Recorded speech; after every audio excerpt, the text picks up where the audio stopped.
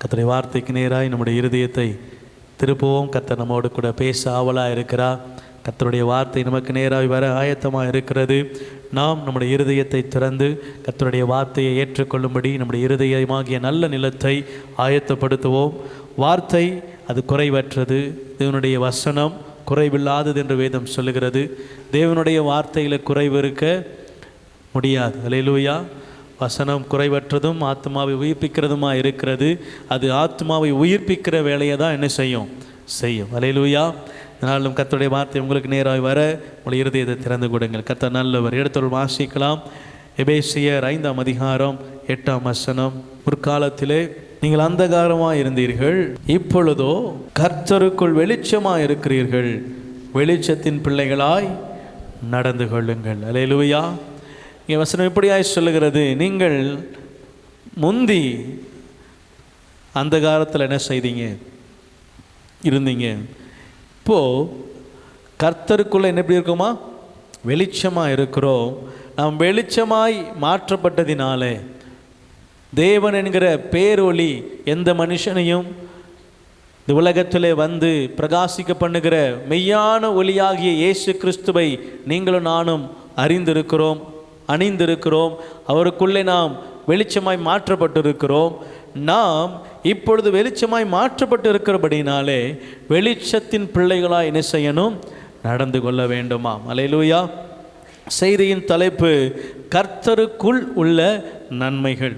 தேவனுக்குள் நாம் இருக்கும் பொழுது கர்த்தருக்குள் இருக்கிற நன்மைகளை நாம் பெற்றுக்கொள்ளுகிறவர்களாய் இருக்கிறோம். அல்லேலூயா. ஆமென். கர்த்தருக்குள்ளே நீங்கள் இருப்பீங்க அப்படின்னா ஆண்டவருக்குள்ளே இருக்கிற நன்மைகளை நீங்கள் என்ன செய்வீங்க, பெற்றுக்கொள்ளுகிறவர்களாக இருப்போம். அல்லேலூயா. எங்கள் வீட்டில் மளிகை கடை வச்சுருந்தோம். மளிகை கடை வைக்கிறதுக்கு முன்னாடி கடைக்கு போனால் அது இது அது இதுன்னு கேட்போம், ஏதாவது வாங்கணும் வாங்கணும் வாங்கணும். ஆனால் இப்போ மளிகை கடைக்கு உள்ளே என்ன செய்கிறேன், நிற்கிறேன், எதை வேணாலும் எடுக்கலாம். ஆரம்பித்த ஒரு 4 நாள் என்ன செஞ்சோம், அதை இதன்னு பறித்து தின்னோம், பிடிங்கி தின்னோம். 4 நாளுக்கு அப்புறம் சலிச்சு போச்சு. அதுக்கப்புறம் உள்ளே போனாலும் ஒன்றும் எடுக்கிற மனசு என்ன செய்யலை, விரும்பலை. அல்லேலூயா. ஏன், எல்லாம் எனக்கு தான்.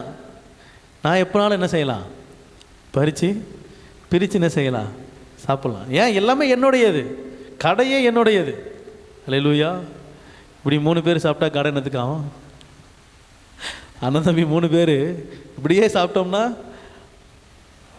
ஒருத்தர் கேட்கவே கேட்டார், கடைக்கு வர ஒருத்தர் கேட்குறாரு, என்னங்க யா உங்கள் பிள்ளைங்க இப்படி சாப்பிட்டுருக்காங்க, கடை யார் சாப்பிட்டது போக இருந்தால் விற்பேன், இல்லைன்னா என்ன செய்யணும், போடா பிள்ளைங்களுக்கு போக தான் மீதி அப்படின்னாங்க.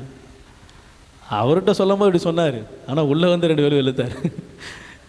விட்டு கொடுக்காமல் பேசுகிறாரு. அப்பா இல்லை கவனிங்க, ஆண்டவர் சொல்கிறாரு, நான் உங்களை ஆசீர்வதிக்க விரும்புகிறேன், ஆனால் நீங்கள் எனக்குள்ளே என்ன செய்யணும், இருக்கணும். ஆமென். நாம் கர்த்தருக்கு உள்ளே என்ன செஞ்சிடணும், இருக்கணும். அல்லேலூயா. மந்தை வந்து அந்த பாதுகாப்புக்கு உள்ளே இருந்தால் தான் மந்தை என்ன செய்யும், பாதுகாக்கப்படும். பாதுகாப்பை விட்டு வேலியை விட்டு வெளியே வந்துடுச்சுன்னா அது என்ன செய்யாது, பாதுகாப்புக்குள்ளே இல்லை. அப்போது எப்போ அதுக்கு பாதுகாப்பு, எப்போ அதுக்கு சாப்பாடு, எப்போ அதுக்கு தண்ணி, இதெல்லாம் எப்போ அது கிடைக்கும் அப்படின்னா, அது மெய்ப்பனுடைய மந்தைக்குள்ளே காக்கப்படும் பொழுது, அது மந்தைக்குள்ளே இருக்கும் பொழுது தான் அதுக்கு என்ன உண்டு, பாதுகாப்பு, சாப்பாடு, தண்ணி. அது என்ன கேட்குதோ, அதுக்கு என்ன வேணுமோ அது எல்லாம் என்ன செய்யப்படும், கொடுக்கப்படும். அதே போல் தான் ஆண்டவர் சொல்கிறாரு, நீங்கள் கர்த்தருக்குள் இருப்பீர்கள் என்று சொன்னார், நீங்கள் தேவனுக்குள் இருப்பீர்கள் என்று சொன்னால், தேவனுக்குள்ளே நீங்கள் உங்களை மறைத்துக் கொள்வீர்கள் என்று சொன்னால், தேவனுக்குள்ளே நீங்கள் உங்களை அர்ப்பணிப்பீர்கள் என்று சொன்னால், ஆண்டவர் சொல்கிறாரு, நான் வெளிச்சம், நான் வெளிச்சத்தை கொடுக்க வந்தவர், என்னுடைய பிள்ளைகளாய் நீங்கள் இருப்பீர்கள் என்று சொன்னால், நீங்களும் வெளிச்சத்தின் பிள்ளைகளாக என்ன செய்வீங்க, இருப்பீங்க. அல்லேலூயா. நம்ம வெளிச்சத்தின் பிள்ளைகளாக இருக்கிறது மாத்திரமல்ல, வெளிச்சத்தின் பிள்ளைகளாக எப்படி செய்யணுமா, நடக்கணும். ஆமென். அல்லேலூயா. ஒரு கேமில் ஒரு பால் வருதுன்னா வாங்கி அடுத்தவங்க என்ன செய்யணும், இந்த பால் விளையாடுவீங்கல்ல, யார் கையில் இருக்கோ அவங்க அவுட்டு. பால் வந்தால் என்ன செய்யணும், மற்றவங்களுக்கு அவுட்டுனாலும் என்ன செஞ்சுருவோம், கொடுத்துருவோம். இல்லை அவுட்டு இல்லை, யார் கையில் இல்லாமல் இருக்குதோ அவங்க தான் அவுட்டு, யார் கையில் இருக்குதோ அவங்க அவுட்டு இல்லைன்னு சொன்னால் என்ன செய்ய மாட்டோம், பாலை கொடுக்க மாட்டோம். அப்படி தானே? ஐயோ, நான் உங்களுக்கு புரிய வைக்கிறதுக்குள்ள பலாது பாடணும் போல இருக்கே. நான் சொல்கிறது புரியுதா? பால் வந்து கையில் இருந்தால் அவுட்டுன்னு தான் கேம். இப்போது கையில் இல்லை அப்படின்னா நீங்கள் அவுட்டு இல்லை. இது அப்படி நான் மாற்றி சொல்கிறேன். இப்போ உங்கள் கையில் இருந்தால் நீங்கள் அவுட் இல்லை, இல்லைன்னா ஒரே ஒரு பால் தான். 10 பேர் விளாட்றாங்கன்னா யாராவது ஒருத்தர் தான் என்ன செய்ய முடியும், ஜெயிக்க முடியும். அப்படி தானே? இப்போது அந்த பால் இருந்தால் அவுட் இல்லை அப்படின்னா நம்ம என்ன செய்ய மாட்டோம், பாலை கொடுக்க மாட்டோம். ஏன்? கொடுத்தா அவுட் ஆயிரும். இது உலக ரீதியாக நான் சொல்கிறேன். இப்போ வேதம் சொல்லுது, உங்ககிட்ட இருக்கிறத நீங்கள் என்ன செய்யணும், இப்போ கொடுக்கணும். அல்லேலூயா. நீங்கள் வெளிச்சத்தை பெற்றிருக்கிறீங்க, நீங்கள் வெளிச்சத்தை என்ன செய்யணும், கொடுக்கணும். நீங்கள் வெளிச்சத்தை மறைச்சி வச்சுக்கிட்டீங்க அப்படின்னா நீங்கள் அவுட்டு. ஒருவன் விளக்கை கொளுத்தி விளக்கு தண்டின் மேல் வைப்பான், ஆனால் அதே ஊமையில் ஆண்டவர் சொல்கிறாரு, அதை கொளுத்தி மரக்காலால் என்ன செய்ய மாட்டானா, மூடி வைக்க மாட்டான். வெளிச்சத்தை கொளுத்துவதற்கு, விறகை கொளுத்தி வெளிச்சத்தை ஏற்றுவதற்கு காரணம் என்ன? அது அநேகருக்கு வெளிச்சம் கொடுக்க வேண்டும். அது அநேகருக்கு வெளிச்சமாக இருக்குன்றதுக்காக தான் விளக்கு தண்டி மேலே என்ன செய்கிறது, விளக்கை வைக்கிறது. ஆனால் மரக்காலால் மூடிட்டா அது வெளிச்சம் அந்த மரக்காலுக்குள்ளே மட்டும்தான் இருக்கும். இப்போ அநேக கிறிஸ்தவ வாழ்க்கையில் என்ன செஞ்சிட்டோம் அப்படின்னா, மரக்காலுக்குள்ளே என்ன செஞ்சிட்டோம், மறைஞ்சிட்டோம்.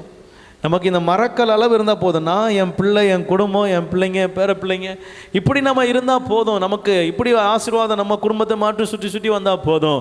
நம்ம மற்றவர்களுக்கு வெளிச்சம் கொடுக்கிறவர்களாய் இன்று அநேகர் இருக்க விரும்பலை. அதனால் அநேகருக்கு சுவிசேஷம் சொல்லலை. அதனால் அநேகருடைய காரியங்கள், அநேகர் ஆண்டவருக்குள்ளே வரலை. அப்போ யார் காரணம்? நாம தான் காரணம்.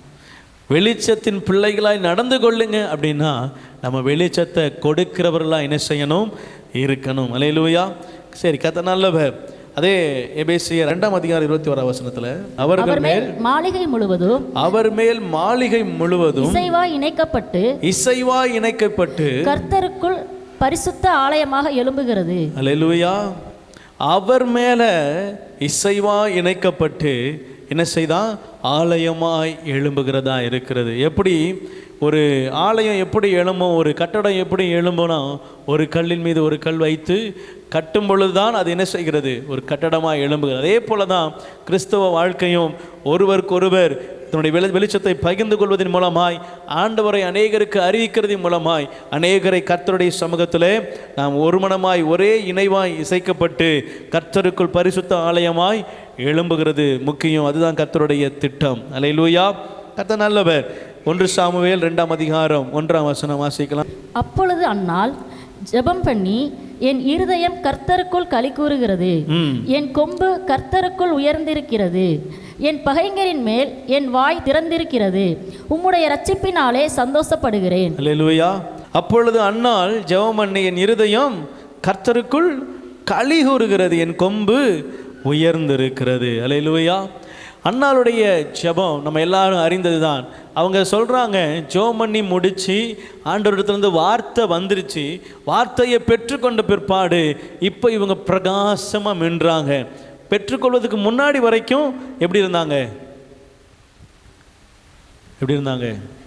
சோர்ந்து போய், ஆண்டவரே ஏன் இந்த நிந்தை, ஏன் இந்த பாடு, ஏன் இந்த வார்த்தைகளை கேட்கிற சூழ்நிலை, ஏன் இந்த சூழ்நிலையை எப்படி வச்சிருக்கிறீங்க அப்படின்னு ஒரு கேள்விக்குறியோடு, ஒரு வாஞ்சையோடு, ஒரு ஒரு ஒரு கஷ்டத்தோடு கூட என்ன செய்கிறாங்க, கர்த்தருடைய சமூகத்தில் வந்து ஜெபிக்கிறாங்க. ஆனால் அவர்கள் ஜெபத்தை முடித்து வெளியே போகும்போது இப்போ கர்த்தருக்கு உள்ளே வந்துட்டாங்க. அழுகையும் கண்ணீருமாக இருக்கும்போது கர்த்தருக்கு வெளியே இருந்தாங்க, ஆண்டவருக்கு வெளியே, ஆண்டவருடைய சித்தத்துக்கு வெளியே, ஆண்டவருடைய திட்டத்திற்கு வெளியே, கர்த்தருடைய விருப்பத்திற்கு வெளியே, எல்லாம் வெளியே இருந்தபடினால எல்லாம் தடையாக இருந்தது. இப்போது ஆலயத்துக்கு உள்ள, கர்த்தருடைய சித்தத்துக்கு உள்ள, கர்த்தருடைய திட்டத்துக்கு உள்ள, ஜெபத்துக்குள்ள அவங்க வரும் பொழுது வார்த்தை பரத்திலிருந்து வருகிறது. உன்னுடைய விண்ணப்பம் கேட்கப்பட்டது, சமாதானத்தோடே போ. இந்த வார்த்தை வந்த பிற்பாடு அவங்க சொல்றாங்க, அப்பொழுது என் இருதயம் என்ன செய்கிறது? கர்த்தருக்குள் களி கூறுகிறது. அல்லேலூயா. களி கூறுதல் அப்படின்னாலே அது கர்த்தருக்குள்ள தான் இருக்கணும். ஆமென். கர்த்தருக்குள்ள வந்தாதான் களி கூறுதல், ஆண்டவருக்குள்ள இருந்தாதான் களி கூறுதல், தேவனை தேடினாதான் களி கூறுதல். ஆமென். உலகத்தில் இருக்கிற மகிழ்ச்சிக்கும் தேவனுக்குள்ள இருக்கிற மகிழ்ச்சிக்கும் வித்தியாசம் உண்டு. அல்லேலூயா. உலகத்தில் ஒரு மனிதன் மகிழ்ச்சியாக இருக்கிறான் அப்படின்னா அது சொற்ப நேரத்தில் என்ன செய்கிறது? முடிந்து விடுகிறதா இருக்கிறது. ஒரு கொஞ்ச நேரத்தில் என்ன செஞ்சிடும்? முடிஞ்சிடும். இன்றைக்கி அநேகர் பாவத்தை தேடி என்ன செய்கிறாங்க? சிற்றின்பத்தை தேடி ஓடுறாங்க. இந்த கொஞ்ச நேரம் அதுதான் கொஞ்ச நேரத்தில் என்ன செஞ்சிடும்?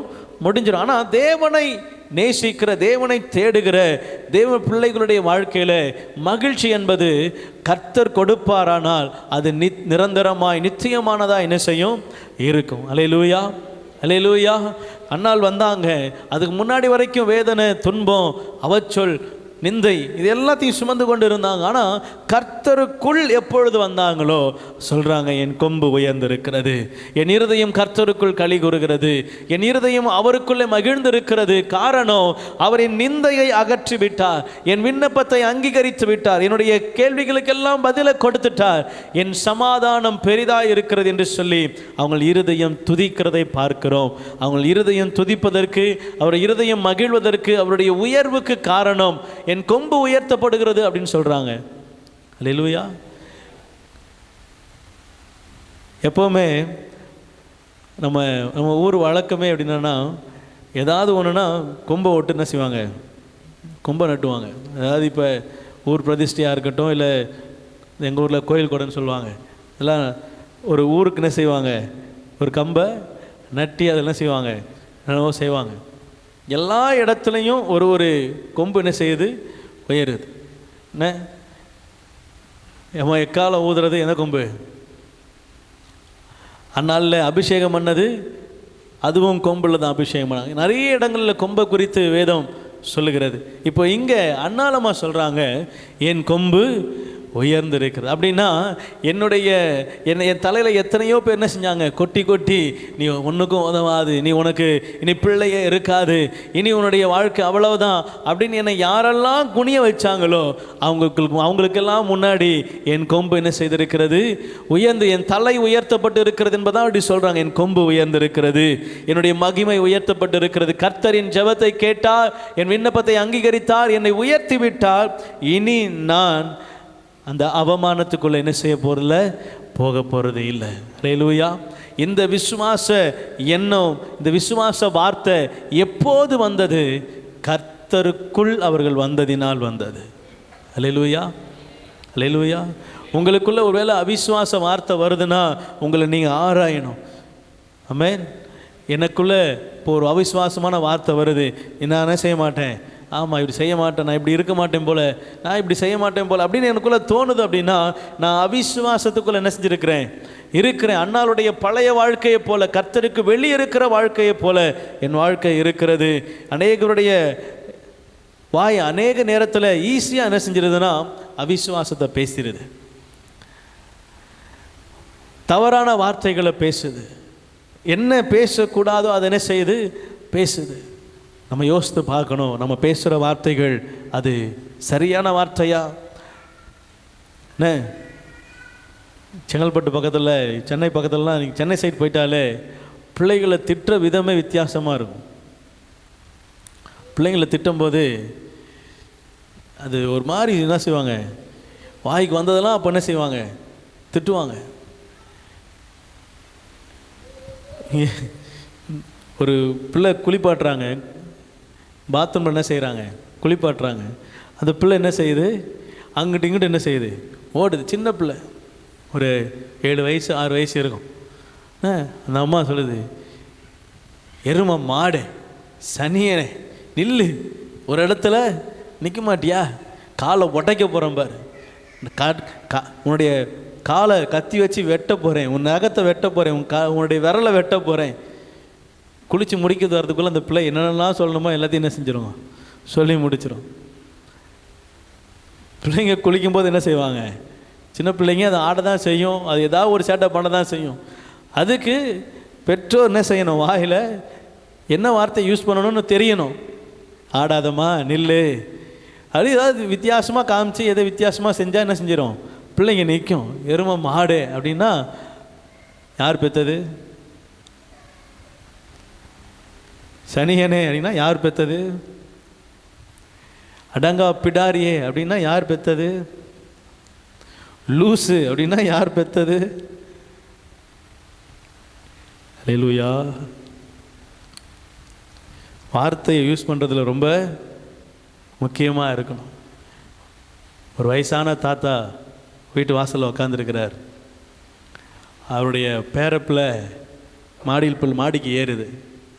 ரோட்டில் போன ஒரு அவங்க சொந்தக்காரங்க தான் சொன்னாங்க, முட்டா பயல அப்படின்னாங்களாம், மாடியில் ஏறி கீழே விழுந்துடாத.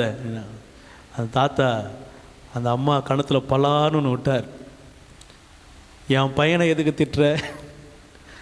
அவங்க திட்டினது பேரப்பிள்ளைய. இவர் சொல்லி என் பையனை ஏன் திட்டினேன்னு கேட்குறாரு. நான் எங்கெங்க உங்கள் பையனை திட்டினேன்? நான் அந்த சின்ன பையனை திட்டினேன். முட்டாள் பயலே. அப்போ என் பிள்ளைய முட்டாள்ற, அவனை வெறும் பையன்தான் திட்டுற. அப்போ முட்டா பையன் என் பிள்ளை தான் நீ திட்டினேன் அப்படின்னு ஒரு 2 அரை செஞ்சானா. அந்த அம்மா கண்ணத்தில் வச்சு வாடு போயிடுச்சு. வார்த்தை எப்படியோ கண்டுபிடிக்கிறாங்க. முட்டாள் பயலைன்னா முட்டாள் யாரா? அவங்க அப்பா. அவன் பையன்தானா? பயலே. எப்படிலாம் பிரித்து பார்க்குறாங்க. ரொம்ப யோசித்து என்ன செய்யணும்? வார்த்தையில் பேசணும். அல்லேலூயா. கவனிங்க, ஆண்டவர் நம்முடைய இருதயத்தில் அவருக்குள்ளே வரும்படியாய் நம்மோடு கூட பேசுகிறார். அல்லேலூயா. அன்னாளுடைய கொம்பு, அன்னாளுடைய இருதயம், அன்னாளுடைய மகிமை உயர்த்தப்பட்டதுக்கு காரணம் அவள் கர்த்தருக்குள் வந்ததினால். கர்த்தர் அவருடைய ஆசீர்வாதத்தை பெருக பண்ணுகிறவராக இருக்கிறார். 1 சாமுவேல் 30ஆம் அதிகாரம் 6ஆம் வசனத்துல தாவீது மிகவும் நெருக்கப்பட்டான். சகல ஜனங்களும் தங்கள் குமாரர் குமாரத்திகளின் நிமித்தம் மனக்கிலேசமானதினால் அவனை கல்லறிய வேண்டும் என்று சொல்லிக் கொண்டார்கள். தாவீது தன் தேவனாகிய கர்த்தருக்குள்ளே என்ன செய்தான்? தன்னை திடப்படுத்தி கொண்டான். அல்லேலூயா, அல்லேலூயா. அநேகருடைய இருதயம் ஏதாவது ஒரு சின்ன கஷ்டம் வந்துருச்சுன்னா, சின்ன கவலை வந்துருச்சுன்னா, சின்ன பிரச்சனை வந்துருச்சுன்னா அவங்க இருதயம் என்ன செய்யும் தெரியுமா? அவங்களே நொந்துக்குருவாங்க. அதுக்கு யார் காரணம்னு பார்த்து அவங்கள ஏதாவது செய்யணும்னு என்ன செய்வாங்க? யோசிப்பாங்க. அல்லேலூயா. என்ன யோசிப்பாங்க? முதல்ல அவங்களே நொந்துக்குருவாங்க. ரெண்டாவது என்ன செய்வாங்கன்னா, இது எவங்களால் வந்திருக்கும், இது யாரால் வந்திருக்கும் அப்படின்னு நினச்சி அவங்களுக்கு ஏதாவது செய்யணும்னு அவங்க இருதயம் என்ன செய்யும்? யோசிக்கும். ஆண்டவர் சொல்கிறாரு, அப்படி உங்கள் இருதயம், தேவ பிள்ளைகளோட இருதயம் அப்படி என்ன செய்யக்கூடாது? யோசிக்கக்கூடாது. எப்படி யோசிக்கணும்? ஆண்டவரே, நான் இந்த பிரச்சனையிலேருந்து எப்படி என்ன செய்யணும்? வெளியே வரணும். இங்கே அந்த தாவீதோடு கூட இருந்த ஜனங்கள் எல்லாம் எப்படி இந்த காரியத்தில் நம்ம மாட்டிக்கொண்டோம், இதற்கு யார் காரணம், இதற்கு என்ன பிரச்சனை அப்படின்னு யோசித்து தன் சுய அறிவினால் என்ன செய்கிறாங்க? முடிவெடுக்கிறாங்க. ஆனால் தாவீதோ தன் தேவனாகிய கர்த்தருக்குள்ளே தன்னை திடப்படுத்தி கொண்டான். அவன் கர்த்தருக்குள்ளே தன்னை என்ன செய்கிறான்? திடப்படுத்தி. உலகத்தானை போல அல்ல. தாவீதை ஆண்டவர் சொல்றார், என் இருதயத்துக்கு ஏற்றவன். ஏன் சொல்றார்னா, அவன் உலகத்துக்கு ஏற்றவைகளைப் போல சிந்திக்கிறவன் அல்ல, அவன் கர்த்தருடைய இருதயத்தை அறிந்தவனாய் சிந்திக்கிறவன். அல்லேலூயா. ஒவ்வொரு தேவ பிள்ளைகளும், தேவனுடைய பிள்ளைகளும் எப்படி இருக்கணும்னா, ஆண்டவருடைய இருதயத்துக்கு ஏற்றாற் போல் என்ன செய்யணுமா? சிந்திக்கணும். ஆமென். சின்ன பிரச்சனை, சின்ன காரியம், சின்னதாக ஒரு சம்பவம் வந்த உடனே என்ன செய்யக்கூடாது? ஐயோன்னு புலம்புறத, நொந்து கொள்ளுகிறத, இல்லை அதுக்குண்டான காரணமான ஆட்களை கண்டு அவர் மீது எரிச்சல் அடைகிறதுல அல்ல, தன்னைத்தானே கர்த்தருக்குள்ளே திடப்படுத்தி கொள்ளுகிறதுல தான் நம்முடைய ஜெயம் இருக்கிறது. அல்லேலூயா. நம்ம ஜெயம் எடுக்கணும் அப்படின்னா கர்த்தருக்கு உள்ளதான் நம்ம என்ன செய்யணும்? நிற்கணும். ஆமென். கர்த்தருக்கு வெளியே இருப்போமானா உலகப்பூர்வமாக எல்லா 10ஓடு 11 என்ன செய்வோம்? எல்லாரை போல நாமளும் என்ன செய்வோம்? இருப்போம்.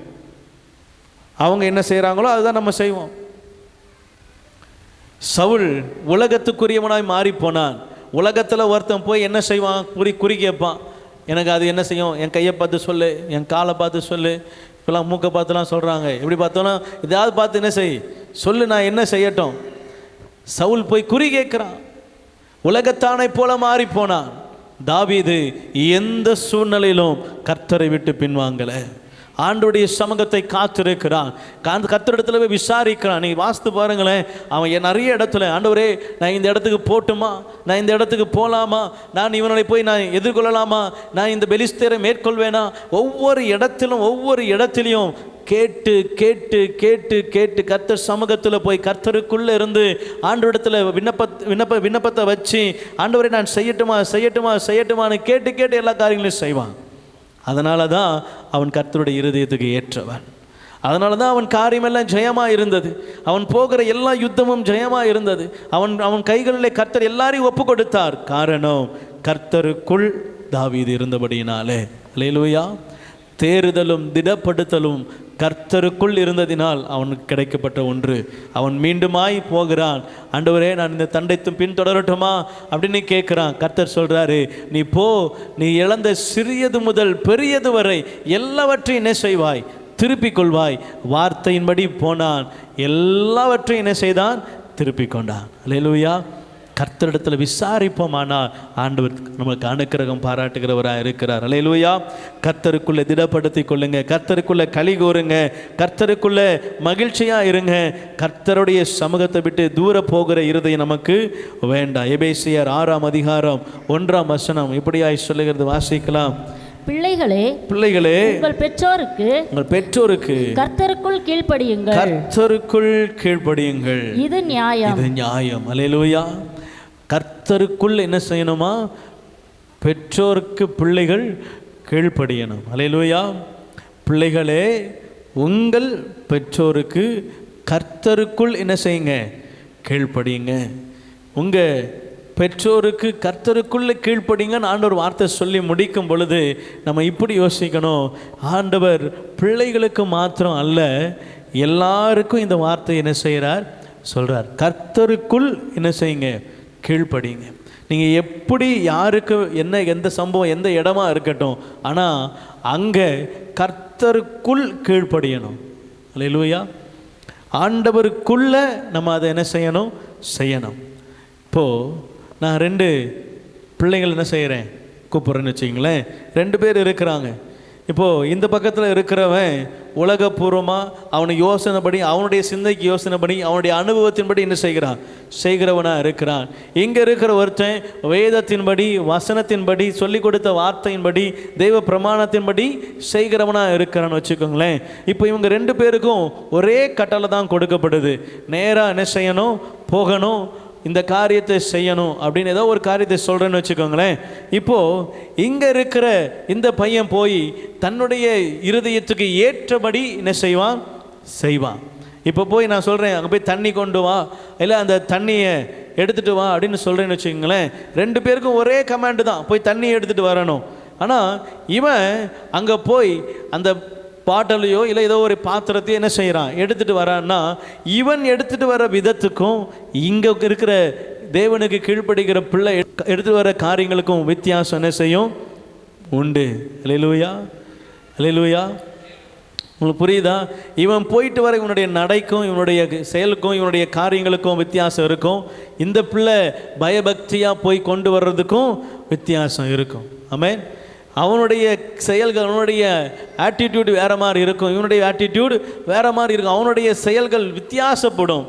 ஏன்னா அவன் கர்த்தருடைய வார்த்தையை அறியாதவன், இவன் தேவனுடைய வார்த்தைக்கு கீழ்ப்படிந்து நடக்கிற பிள்ளை. அல்லேலூயா.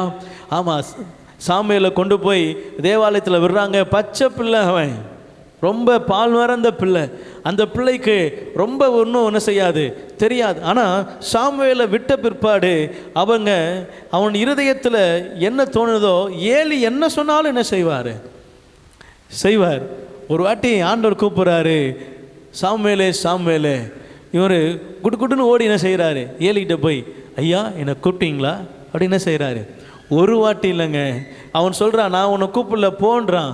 மறுபடியும் ஏலி கிட்ட வந்து கேட்குறாரு, நீங்கள் இப்போ என்ன கூப்பிட்டீங்களா? இல்லை, நான் கூப்பிடல போ. 3வது வாட்டி வந்து என்ன செய்கிறாரு, கேட்குறாரு.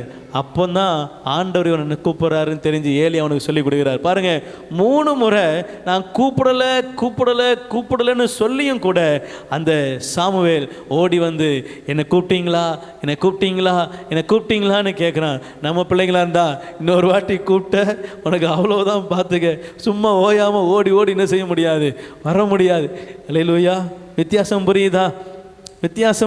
கர்த்தருக்குள்ளே வளர்கிற பிள்ளைகளுக்கும் கர்த்தருக்கு உள்ளே இல்லாமல் வெளியே வளர்கிற பிள்ளைகளுக்கு வித்தியாசம் உண்டு. அவருடைய வார்த்தையில் வித்தியாசம் உண்டு, அவருடைய பேச்சில் வித்தியாசம் உண்டு, அவன் நடக்கையில் வித்தியாசம் உண்டு, அவன் தேவ சமூகத்தில் நிற்கிற விதத்தில் கூட என்ன செய்ய உண்டு, வித்தியாசம் உண்டு. அல்லேலூயா. நமக்கும் ஆண்டவரை அறியாதவர்களுக்கு வித்தியாசம் இருக்கணும். நம்ம ஆண்டவருடைய பிள்ளைகளாக இருக்கிறோம் என்பதை எல்லா இடத்திலையும் வெளிப்படுத்தணும். அதனால தான் சொல்கிறார், வெளிச்சத்தின் பிள்ளைகளாய் நடந்து கொள்ளுங்கள். நம்ம வெளிச்சத்தின் பிள்ளையாக என்ன செய்யணும், நடக்கணும். ஆமென். அல்லேலூயா. நெகேமியா 8:10 வாசிக்கிறோம், கர்த்தருக்குள் மகிழ்ந்திருப்பதே நம்முடைய பலனாக இருக்கிறது. அல்லேலூயா. நமக்கு எது பலனா? கர்த்தருக்குள் மகிழ்ந்திருப்பது. பின்னும் அவன் அவர்களை நோக்கி, நீங்கள் போய் கொழுமையானதை புசித்து மதுரமானதை குடித்து ஒன்றுமில்லாதவர்களுக்கு பங்குகளை அனுப்புங்கள். இந்த நாள் நம்முடைய ஆண்டவருக்கு பரிசுத்தமான நாள், விசாரப்பட வேண்டாம். கர்த்தருக்குள் மகிழ்ச்சியாயிருப்பதே உங்களுடைய பலன் என்றான். அல்லேலூயா. இந்த நாள் கர்த்தருடைய நாள். இந்த நாளில் விசாரப்பட வேண்டாம், கர்த்தருக்கு பரிசுத்தமான நாள். ஆகவே கர்த்தருக்குள் மகிழ்ச்சியாயிருப்பதே நம்முடைய பலன். ஆமென். நமக்கு எது பலன்? இங்கே கர்த்தருக்குள்ளே இருக்கணும், கர்த்தருக்குள்ளே இருந்த மகிழ்ச்சியாக இருக்கணும். ஆமென். அல்லேலூயா. ஆண்டவருக்குள்ளே வந்தாச்சுனாலே மகிழ்ச்சியாக இருக்கணும், மகிழ்ச்சியாக இருக்கணும். சூழ்நிலையவே பார்க்கக்கூடாது. சூழ்நிலையை பார்த்தீங்கன்னா சோர்ந்து போயிடுவீங்க. ஆண்டவர் பேதுருவை கூப்பிட்றாரு, பேதுருவே நீ கடலில் நடக்கணுமா? ஆமாம் ஆண்டவரே, நானும் நடக்கணும். நீரே ஆனால் நான் நடந்து வரணும், வா நடந்து வா. இவர் என்ன செய்கிறாரு, தொப்பக்கடின்னு குதிச்சார். அது வரைக்கும் நீச்சல் அடித்து போன மனுஷன் கடலில் முதல் முறையாக என்ன செய்கிறார், நடக்கிறார். கடல் அலைகளையும் சீற்றத்தையும் பார்த்து என்ன செய்கிறாரு, பயந்துட்டார்.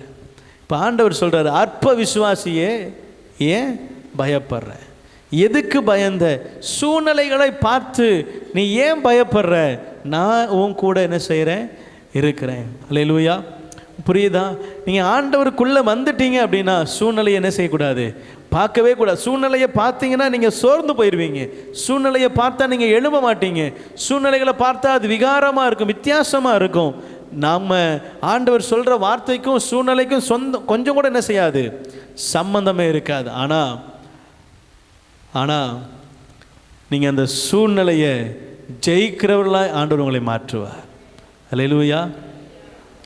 மாடியிலேருந்து கீழே விழுந்தேன், 3வது மாடியிலேருந்து கீழே விழுறேன். என் சூழ்நிலை எல்லார் கண்களுக்கு முன்பதாக மோசமான சூழ்நிலை, உயிர் பிழைக்க மாட்டான். அதுதான் எல்லாருடைய கண்களுடைய பதில். அவன் கண்ணை பார்த்தாலே தெரிஞ்சிடும். இந்த மாதிரி கண்ணிலே பேசுவாங்க. வீட்டு வாசலில் நின்று அன்றைக்கி நைட்டு யாராவது பார்த்தாங்கன்னா, பிழைக்கிறது கஷ்டம்தான், பிழைக்க முடியாது, அப்படி கண்ணெல்லாம் மாதிரி சுருக்குவாங்க. எனக்கும் அது மாதிரி தான் பண்ணாங்க. எங்கள் அப்பா எனக்கு மாலை வாங்கிட்டு வந்தார். அல்லேலூயா, அல்லேலூயா. எங்கள் அப்பா அப்போ எங்கள் அத்தா எனக்கு எப்படி சொல்லியிருப்பார் பாருங்க. 3வது மாடிலேருந்து விழுந்துட்டான், இதுக்கப்புறம் பிழைக்கிறது கஷ்டம். நான் பித்தவாந்தியாக என்ன செஞ்சிட்ருக்கிறேன், எடுத்துகிட்ருக்கிறேன். எங்கள் அப்பா எனக்கு மாலை வாங்கிட்டு வர்றாரா, அளவில் கீழே போட்டு வந்தார். நான் பார்க்கும்போது அது இல்லை. ஆனால் எங்கள் அத்தான் சொன்னாங்க, என்னை வந்து பார்க்கும்போது இவன் உயிரோடு இருக்க மாட்டான்ற முடிவோடு தான் என்ன செய்கிறாங்க, வீட்டிலேருந்து கிளம்புறாங்க. நான் விழுந்தது வேறு ஊரில், காஞ்சிபுரத்தில் ஒரு இடத்துல விழுந்தேன். ஆனால் எங்கள் அப்பா வீட்டிலேருந்து கிளம்பும்போது பிள்ளை அவ்வளோதான் முடிஞ்சிடுச்சு, எல்லாத்துக்கும் சொல்லி அனுப்பணும் அப்படின்ற எண்ணத்தோடு தான் என்ன செய்கிறாங்க, கிளம்புறாங்க. சூழ்நிலையை பார்த்தா மோசம்தான். ஆனால் ஆண்டவருக்குள்ளே இருக்கிற ஜனங்களுக்கு சூழ்நிலை ஒரு காரியமே அல்ல. சூழ்நிலை அவங்கள என்ன செய்யாது, தடுத்து நிறுத்த முடியாது. அல்லேலூயா. எங்கள் அப்பா ஹாஸ்பிட்டலுக்குள்ளே வராரு, நான் எழுந்து நடந்து வரேன், எல்லாரும் என்னை ஆச்சரியமாக பார்க்குறாங்க. அல்லேலூயா. சூழ்நிலையை பார்த்தா அவங்க கண்ணு சுருங்கும், சூழ்நிலையை ஜெயிக்கிறவருக்குள்ளே நீங்கள் இருந்தீங்கன்னா எல்லார் கண்ணும் விரியும், ஆச்சரியப்பட்டு விரியும். அல்லேலூயா. உங்கள் சூழ்நிலையை பார்க்காதீங்க. பேதுரு சூழ்நிலையை பார்த்து அமிழ்ந்து போனான். ஆண்டவர் அற்ப விசுவாசியேன்னு சொல்கிறார். ஏன் சந்தேகப்படுற, நான் உன் கூட இருக்கிறேன்னு கரம் பிடித்து தூக்குறார். அல்லேலூயா. கர்த்தர் இந்த நாளில் உங்களோடு கூட பேசுகிறார். கர்த்தருக்குள் இருக்கிற நன்மைகள், கர்த்தருக்குள் இருந்தீங்கன்னா உங்கள் இருதயம் களிகூரும், உங்கள் கொம்பு உயர்த்தப்படும். தாவீதுக்கு வந்த தேறுதலும் திடப்படுத்துதலும் உங்களுக்கும் வரும். மகிழ்ச்சியாய் காணப்படுவீங்க, கீழ்ப்படிதல் உள்ளவர்களாய் காணப்படுவீங்க, வெளிச்சம் கொடுக்கிறவர்களாய் காணப்படுவீங்க, ஆசீர்வதிக்கப்பட்டவர்களாய் காணப்படுவீங்க. ஆனால் சூழ்நிலையை நீங்கள் என்ன செய்யக்கூடாது, பார்க்கவே கூடாது. அல்லேலூயா. சூழ்நிலையை பார்த்தீங்கன்னா நீ முன்னேறவே முடியாது. சூழ்நிலையை பார்த்தீங்கன்னா நீங்கள் அடுத்த ஸ்டெப்பு எடுத்து வைக்கவே முடியாது. என்ன பேசுகிறவங்களை பார்த்தீங்கன்னா நீங்கள் அடுத்த காரியத்தை செய்யவே முடியாது. நீங்கள் சொல்லணும், கர்த்தர் எனக்கு சகாயர், அவர் என் கூட இருக்கிறார். சூழ்நிலையை மாற்ற அவர் எனக்கு முன்பதாக என்ன செய்வார், போவார். அவர் சமூகம் எனக்கு முன்பதாக போகும். நான் ஜெயிப்பேன், நான் ஜெயமுள்ளவனாய் வாழ்வேன். காரணம், என்னை ஜெயமாய் நடத்துகிறவர் முன்பதாக செல்லுகிறார். அல்லேலூயா. வெற்றி கொடி பிடித்து அவர் முன்பதாக செல்லுகிறார். நான் அவரை பின்தொடர்ந்து செல்லுகிறேன். எனக்கு எங்கே நிற்கணும்னு எனக்கு தெரியும், நான் யார் பின்னாடி நிற்கணும்னு எனக்கு தெரியும், எந்த இடத்துல நான் நிற்கணும்னு எனக்கு தெரியும். கர்த்தர் என்னை அவர் பள்ளத்தாக்கிலே நடத்தினாலும் நான் என்ன செய்ய மாட்டேன், பயப்பட மாட்டேன், நான் கீழே விழவும் மாட்டேன். காரணம், அவர் கோலும் தடியும் என்னை தேற்றுகிறதா இருக்கிற. கண்களை மூடி கர்த்தர் கொடுத்த வார்த்தைக்கு நேராக நம்மை திருப்பி, ஆண்டவரே உமக்குள்ளே நான் மகிழ, உமக்குள்ளே திடப்பட, உமக்குள்ளே பலப்பட, மகிழ்ந்திருக்க. நீதிமான்கள் கர்த்தருக்குள்ளே மகிழ்ந்திருப்பார் என்று வேதம் சொல்லுகிறது. நீதிமானின் சந்ததி கர்த்தருக்குள்ளே மகிழ்ந்திருக்கும் என்று வேதம் சொல்லுகிறது. நீதிமானின் மகிழ்ச்சி பலனாய் இருக்கும் என்று வேதம் சொல்லுகிறது. கர்த்தருடைய வார்த்தை அது குறைவற்றது. நீ கர்த்தருக்குள்ள உங்களை ஒப்பு கொடுப்பீங்க என்று சொன்னால் ஆவியானவர் உங்களோடு கூட பேசுகிறார். தூர போனாலும் இளைய குமாரனுடைய இருதயம் தகப்பனோடு கூட ஒருமித்திருந்தது. கூடவே இருந்தாலும் மூத்த குமாரனுடைய இருதயம் தகப்பனை விட்டு தள்ளி இருந்தது. கூடவே இருக்கிறோமா தூரமாக இருக்கிறோமா முக்கியம் இல்லை, இருதயம் ஆண்டவரோடு கூட இருக்கிறதா? நான் கர்த்தருக்குள் இருக்கிறேனா? என்னுடைய கிரியைகள் கர்த்தருக்குள் இருக்கிறதா? ஆராய்ந்து பாருங்க. உங்கள் சூழ்நிலையை பார்க்காதீங்க. காற்று இருக்காது, மழை இருக்காது, சூழ்நிலையை பார்த்தீங்கன்னா ஒன்றும் நடக்காது. ஆனால் ஆண்டவர் சொல்கிறாரு, பள்ளங்கள் நிரப்பப்படும். பள்ளங்களை நிரப்பணும், அவ்வளோதானே. அதுக்கு சூழ்நிலை காற்று வரணும், மழை வரணும் அவசியம் இல்லை.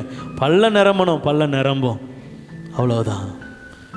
ஆண்டவர் சமூகத்தில் கர்த்தர் எல்லாவற்றையும் செய்வார் என்ற விசுவாசத்தோடு உங்கள் இருதயங்களை கர்த்தருக்கு நேராக திருப்புங்க.